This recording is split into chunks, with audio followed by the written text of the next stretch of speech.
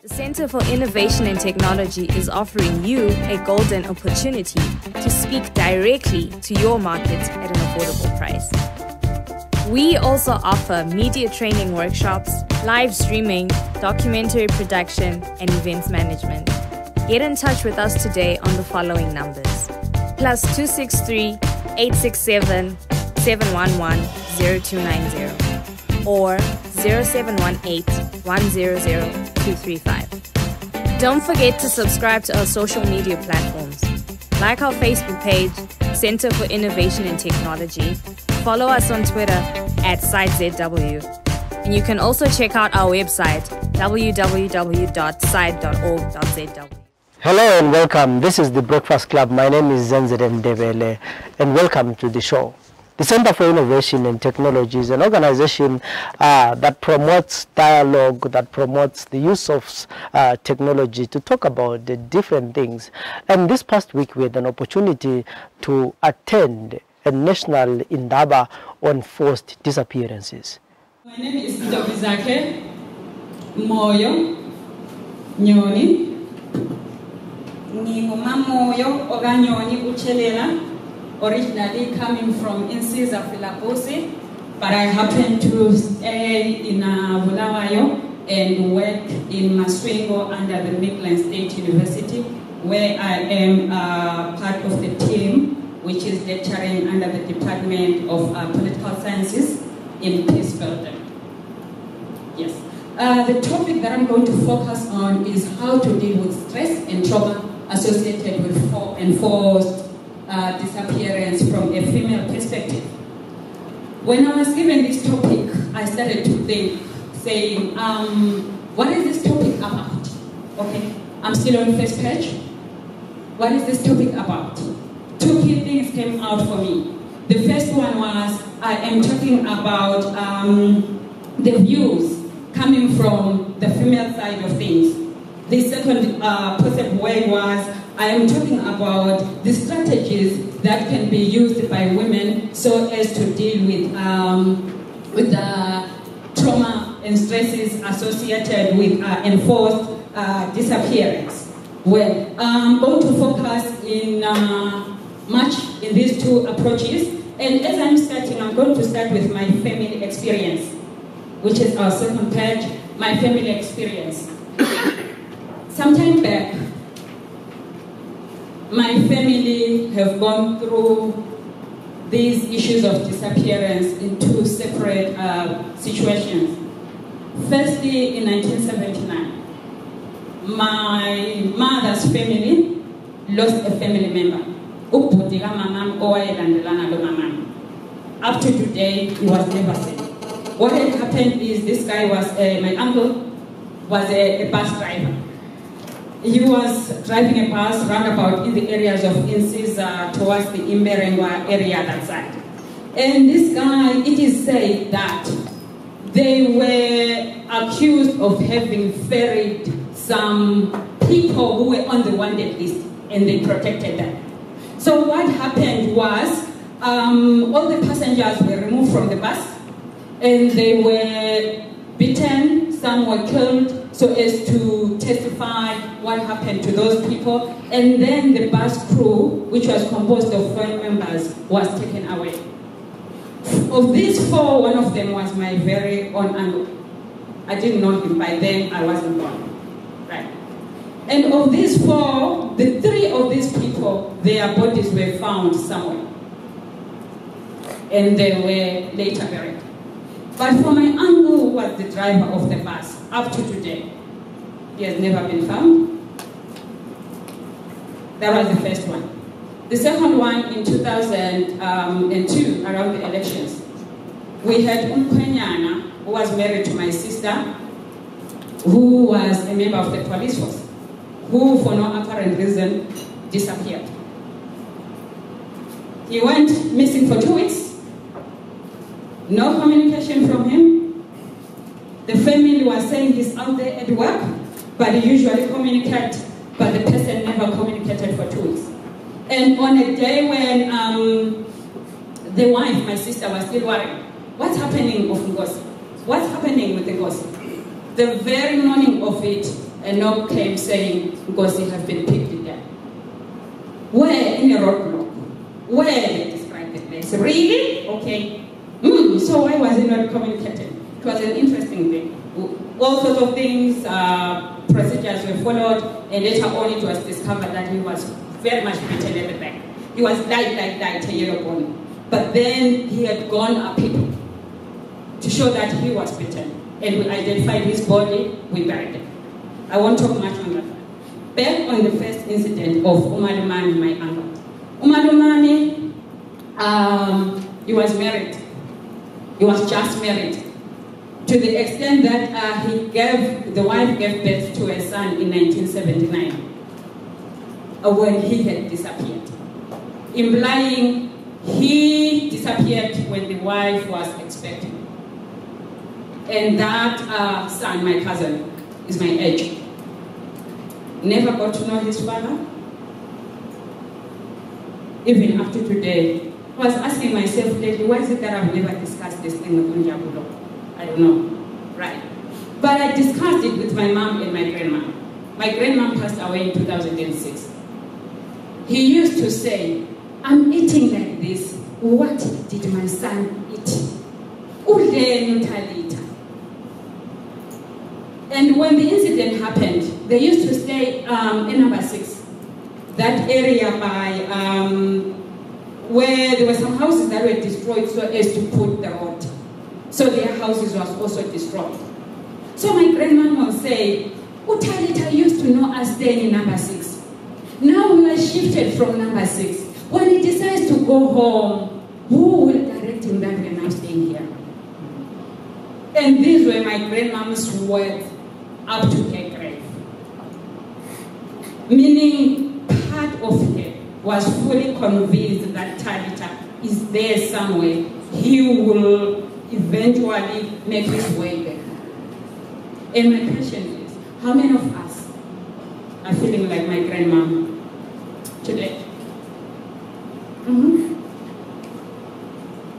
When I hear things being said, for me, it's not a story, but it's a real life situation.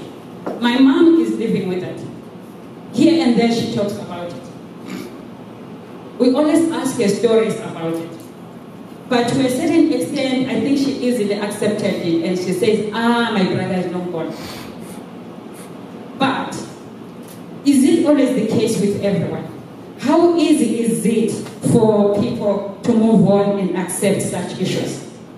What are the implications of the enforced disappearance to the parents of the person who has disappeared, to the wife, or even the husband? What does it mean to the children? My cousin Jabulo today is in South Africa. What does it mean to him? Is he able to tell his own children the story of his father? I doubt very much, because nobody says that story in an understandable and extensive meaning. And what does it say to the generations to come? And what does it say to the society at large? What comes to my mind when I'm talking about this thing is the whole thing of giving an explanation of the possible situations that are happening around the survivor. I will draw and illustrate it here. As our teachers, we always have to draw and use our board. Okay. They say that a life of an individual, sorry, I'll give you my bag. A life of an individual is likened to a board. Like that.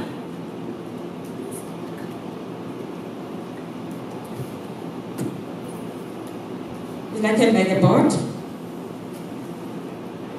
Something like that. When something wrong happens in our lives, when something injures us, it's more like the board is having a scar. It's damaged. Right. And then when this happens, it means that the life of a board or the system of a board will never function the same. It won't be the same, even if it can be mended. It will never go to 100% to become the same. So when a situation happens, it leaves somebody wounded. They are injured. They are having pain, right? Our loved ones have disappeared. Us who remain with pain. We are emotionally struggling. We are struggling to take this. We are having a lot of questions. What is happening? How did it happen? Who did it? For what? All these are the things that are causing pain in our heart.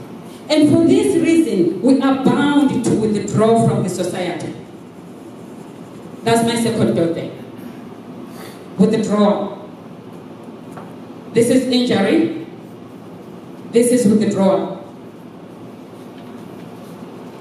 We isolate ourselves. We feel as if the world has fallen on us. We feel as if we are no longer fit to be part of the society. And for that reason, we draw ourselves on the side. Right? Yes. As life goes on, our beings will start to realize, there is something which is not fine here.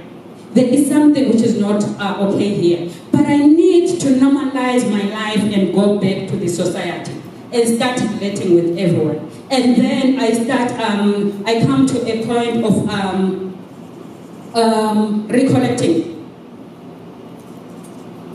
recollecting myself.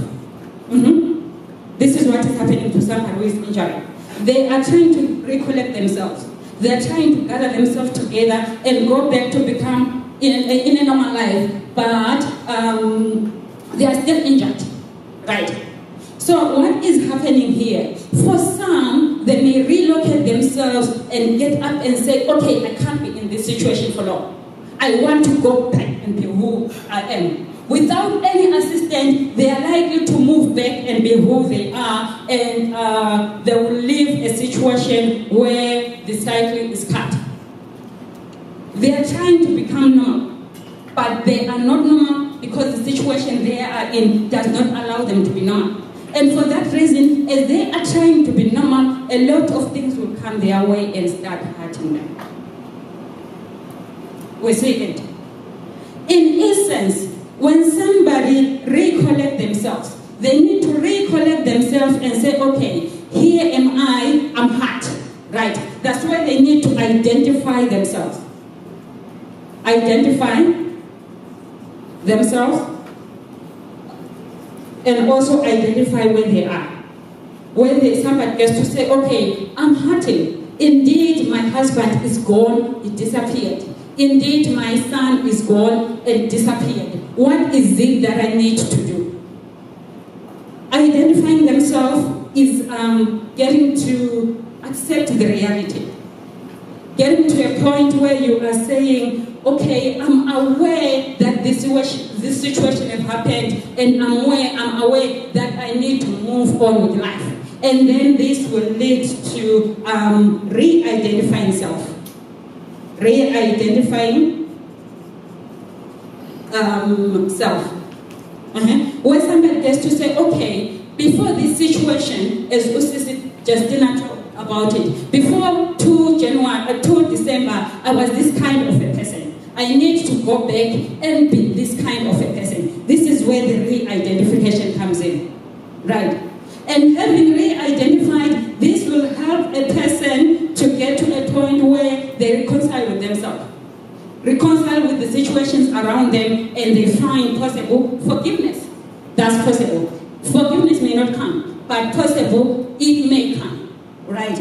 And the assumption is, having reconciled themselves, having identified, redefined themselves, there is a possibility that somebody will be able to connect and start living life normal. Okay, so what are we saying here? We are saying that for most of the victims and survivors, they have gone through this cycle. And as they have gone through the cycle, for some of them, they are still in the withdrawal phase, where they are refusing that some things have happened. While for some of them, they have gone to recollecting themselves, but they are not sure, what do I do having recollected myself? And then they may even rush through things and get to a situation which will injure them again. So the question that we are having is, what is it which can be done to allow the dealing with trauma? So that somebody will be able to go through the cycle in a proper way, they identify themselves, they redefine themselves, and they find reconnection, forgiveness, and eventually they are healing. Two approaches which can be used. There are strategies of coping with stresses and trauma. Two approaches can be used. The first approach is what I refer to as a societal or communal approach. Societal or communal approach. Where I am saying, the society or the community has a responsibility of helping the survivors and the victims to move on with their life. Right? When I'm talking about the individual, I'm saying it is this particular individual who is having, who needs to contribute towards their healing. Right. For now, I will talk about the issue of the societal or the communal approach. Key issues in the societal approach is attached to the issue of I am because we are. Umuntu ngabantu. This is where the society comes in. Instead of us as the society allowing this individual to battle with their or the problem that they have, we need to battle with them. We have Ubuntu within us. Let's allow the Ubuntu inside us to connect with the Ubuntu of this person who is better. And in that case, they will find support and love from us, and will help them to be able to identify themselves and in turn collect themselves and move on with life. To begin with, we may need to establish social nets as communities or as societies. We offer what is referred to as support groups. I remember back then, I don't know if we still have this, when we were still coming up with strategies of coping with the issue of living with HIV and AIDS. We established the support groups where those who were affected and infected could come together and give each other coping standards, coping ways of coping with the problem. So we are saying as a community, we need to embrace those of us who are victims and also who are survivors. Let's bring them together. Let's create a support group. They will never think of creating a support group on themselves because they may not see that they need it. Remember, they may be in the withdrawal stage. If they have withdrawn, it means they don't think about involving other people in their lives. So as a society, it is our responsibility to create support groups for our friends. Let's be there for them. Let's connect. Bangabantu because of us. We are people because of them. For that reason we need each other. Secondly, we need to empower community members, those with potential. Let's empower them with skills of helping the survivors. We have people who are able amongst our communities. We have people with the capacity amongst our communities. But when such things befall our communities, nobody thinks on what needs to be done. It will take somebody out of the family to come and remind the family on what needs or what can be done. So if people are empowered, it will mean that the community in a way or the other is able to contribute to the community or to this individual on how to survive. I remember as in usually one of the techniques that we use is to get to the person and we ask them, have you wondered why we ask these things? What happened? Each and every person that comes asks almost a similar question, especially amongst Abandabadal. Yes, when I was asking my grandmom why that thing is done, he says, Danam, do you know what? That on its own, it's medicine. It will enable that survivor to get to share the story And the more they share the story, the reality is starting to dawn. The more they talk about it, it's starting to sink within them, and they are able to understand that this is the situation. What more, this happens now for you, Anita, when we have the evidence of the body. What more of a situation where we don't have the evidence of the body? All situations, all factors are pointing to say, possible this person is dead. But there's no information which is confirming the death. Which makes do we see it?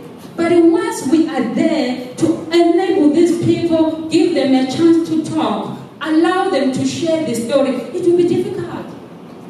It might be difficult for the first days. As person was sharing the story there, I looked at him.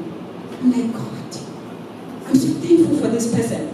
Because he's able to share the story. But I bet in the first days it was difficult. Is it? It's always difficult in the first times to begin with. But as time goes on, others will hear and learn from the story. I learned a lot.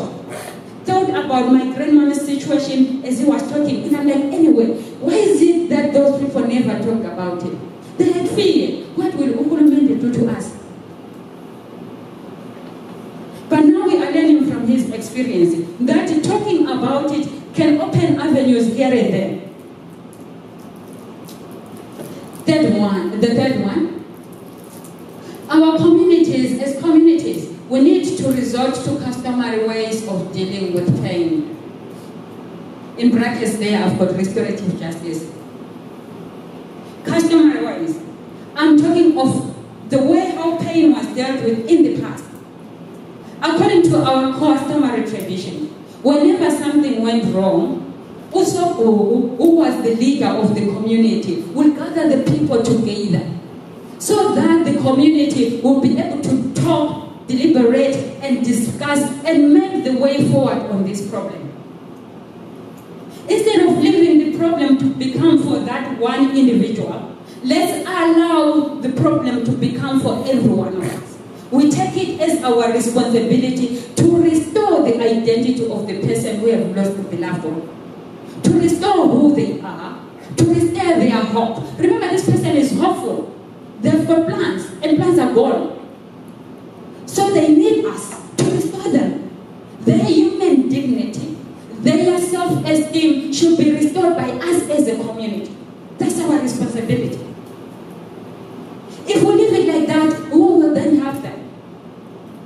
Remember, this is a cycle like this. When this person is injured, they withdraw and they recollect themselves. If they don't get proper ways of recollecting themselves, they will come back here and get injured again. For years, they will be going through the same cycle and coming back. But guess what? One day, this person is going to be the victimizer. A situation where we say the violated are always violated is going to make others a victim, because they'll be expressing their trauma, redirecting their trauma in a wrong way. So it is our responsibility as a community to help them go through the complete cycle of what? Of healing. One other way of doing so is to document the stories. Let's tell the story in writing. Let's expose the system. Let's create the awareness of such things. When I was talking to somebody about this Indaba, so somebody was like, really? Are there such things that happen? Then I'm like, okay, so people are not aware of such things in reality. It will take me and you, it will take the society who is aware of such things to pass these things to everyone. So that somebody will always be on the conscious of such things. Somebody will prepare themselves, if need be, around about issues of how they can help such an individual. And as I wrote in this documentation, one thing that is coming from my mind is, what is killing us is that when we are documenting these stories, by and large, we use an out-inside approach. as opposed to an inside-out approach. What am I saying? I'm saying when we are writing these stories, we need to have the perspectives of the survivors influencing the story, as opposed to a situation where we have our perspectives as outsiders influencing the story. So in other words, there is no way we will know the story out of assumptions. We need to engage them. Yes, that's why I put that question, the documentation there. Oh, somebody's ahead of me. All right, no, that's okay. I'll talk and talk. The next one, we can go to the next page. Individual approaches. There is a concept which is referred to as mourning the living. It's a very difficult one. And it's never there in our cultural traditions. The people who disappear, we are not allowed to mourn them. Because the more we are mourning them, we are attracting the bad things or misfortune to happen to them. By saying we need to mourn the living, two possibilities are involved. Where we are saying as individuals who are survivors, we need to allow ourselves to say there is a possibility that my person is gone, while at the same time there is a possibility that my person is alive. Remember, all evidence is leading to a situation where possibly this person is dead. But while at the same time there is no information, there is no evidence which is revealing that this person is dead. So in light of this, we need to allow ourselves as individuals, as survivors, to mourn our people. As we are in the cycle there, where we are identifying ourselves, we need to get to a point of saying, who am I? Our so-and-so's wife, but is gone. And what does it mean? It's a very difficult situation. A lot of issues are involved there. When it comes to the national laws, you need to divorce for somebody to be able to remarry, you divorce the death certificate. But in this case, the death certificate is not there. Then what happens? It means somebody is stuck. Coming from religious perspectives, you can't marry when your husband is alive. But in this case, you don't know whether he's alive or he's dead. What can be done? This is a key question that I have for us in the society. And in our tradition, you are still so-and-so's wife. That so-and-so is not dead. And what does it mean? You can't even remarry while you've got your physical needs that needs to be satisfied. What can be done? It's a very difficult one. Maybe in light of this is taking us to a second point, which is basically about seeking help from the counselors. These can be spiritual leaders or even professional counselors. These will allow us or will give us the chance to keep retelling the story. And the more we retell the story, it can create a willpower in us. It can create a thing within us which cannot be brought by a person, but it can happen on its own, which will enable me to move on and reclaim my identity. It doesn't come naturally, it doesn't come by human desire, but it's something that comes within a person. The next one is the issue of storytelling, telling the story. As a mom, it's very difficult. How do you tell the story about your husband to your children? What does it say to your children? Even if you withhold the information, what does this say to the children? So one key thing that needs to happen, it might be an issue of us telling the story. Tell the story to the children, tell the story to the world, and tell the story also to the support system, so that they'll be able to know how to support you. And actually, those who work with processing trauma, they say by and large, the more you tell the story, the more you get closer to your healing. To begin with, it becomes very difficult for you to tell the story. But as time goes on, you kind of get used to tell the story. And eventually, it will help you to redefine and reclaim your identity. And the final one in this session is memorization. Memorization, which is very difficult especially when it comes to the fact that the person disappeared. It's difficult to memorize because we say isikhumbuzo. We can't have isikhumbuzo because we don't know that this person is gone or this person is there. That's very difficult again. Our culture wouldn't allow that. Our way of viewing things wouldn't allow that. But it is something that, according to many scholars, they suggest that it is a very crucial step which needs to be taken towards somebody's healing. Why? Because memorization will allow the mind to conceptualize things and work through them over and over to the extent of accepting them. We saw the Victory Siyanqoba performance. That's a good way of memorization. It reminded us a lot of things that have been happening around us. So we need more of those things. And even the platforms like these ones, these can be the platforms for memorization, where people get to connect with the reality, where they get to learn more about the reality, and it will enable and contribute towards their healing. In conclusion, how can we deal with this issue? The whole issue of enforced disappearance. It can be done. What preventive measures can be taken? I fully believe it can be done. And I think it is our hope as well as we are here today. We fully believe that it can be done. If we did not, there was no way we could engage. We are engaging because we are so powerful. To begin with, we need to lobby and advocate for a society free from the practice of enforced disappearance. And all this needs to be done being influenced by the prevailing laws that we are having. What is the international law saying? And what is the Constitution of Zimbabwe saying, especially in light of the right to life? Is this the right to life that we are practicing when others disappear? The question remains. But it's our duty today. It's my duty, it's your duty, it's the duty of the society to engage and lobby as we are doing now.